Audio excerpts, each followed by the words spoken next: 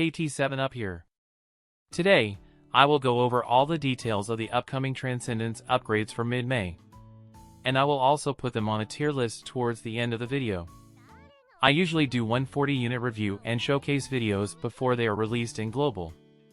Subscribe if you want to get some build ideas and how they perform in auto PvP settings. Since this is a smaller batch, I can go into the details of the upgrades. I did not include Raegen here. If you want to learn more about him, check out my 140 review video. Let's get started. We will start off with Sakura. She will get 15 defense, lowering her cast time for both attack and non-attack skills. Her Thunder's light attack will have an increase of range height by 1, so going from 1 to 2. Increase the damage modifier by 60 if the targets have haste or auto AP restore active. Also, it will grant her agility up for 3 turns after the attack is performed. Her 140 gives her more survivability and reduced casting time. These are very good. It will help her be much more effective against Sephiroth. She is a 70 cost unit, making her especially useful in limited cost settings. I will put her in the OK choice tier. Next up we have Ayaka. For her 140 upgrades she gets 20% magic stat up, 15 magic resistance, and her Kuraga will increase allies' critical evasion by 25 for 3 turns. She has always been a great support unit, I still see her everywhere. In CM, Quick Pick, Guild Battles, and Arena. Her 2 casts LB is already busted, and she has full life in her main kit and haste in her sub-kit. However, these upgrades are not impactful to what she already does. OK tier. Up next, Charlotte. She gets 15 defense, 20 slash and magic resistance. And the Protect and Shell from Glorious Armor will now lower incoming damage by 40% instead of 25%. It's too bad that she does not get any AoE or single target resistance from 140. Defense, slash and magic resistance can easily be penetrated.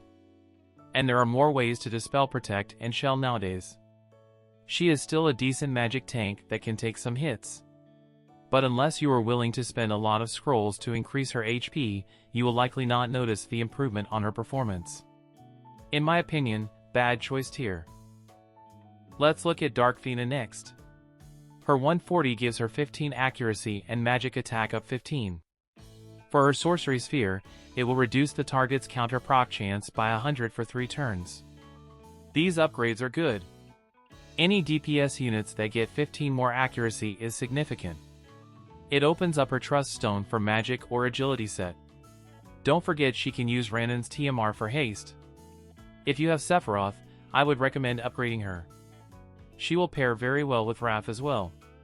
She will be part of the new Dark Trio. The last UR unit of this batch, Eileen. Her 140 gives her 20% agility and defense penetration up 20. Her agility and defense penetration were at a MR level. She is now officially an UR unit. And her Piercing Impulse will get an increase of range height of 1, that's exactly what this skill needed as well. Also, the damage modifier will increase by 25 for each additional target in range. If she is targeting 3 units, the modifier will increase by 75. This attack will go against the opponent's single target resistance. Overall, super good upgrades. They finally made her a usable unit. From a subpar unit to a good glass cannon, just like OG Sterne. OK choice tier. Just because she is at 70 cost. Besides limited cost settings, I don't think she will be very effective. The last unit is Silma, the farmable MR unit. She gets 20% more magic and 15 defense. Her Crimson Resistance will now increase max HP for allies, and restore HP raise for 3 turns. She is a decent damage dealer, and can bring some healing in cost-limited PvP.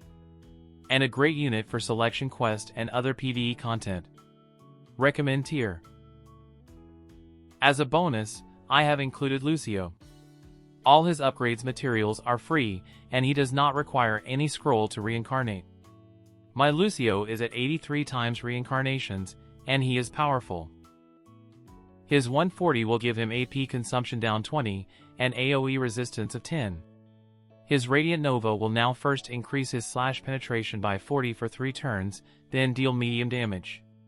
Lower target's bravery by 30, and decrease target's AP by 20. He is now a very good bruiser. His Radiant Nova can do some serious damage. Standalone, his upgrades are just average. But the fact that we can get him to 80 plus reincarnations for free is amazing, making him a top-tiered light damage dealer. I have used him to take down lots of dark teams. Be sure to max him out. Definitely a must-tier unit. That's all the units I am covering today.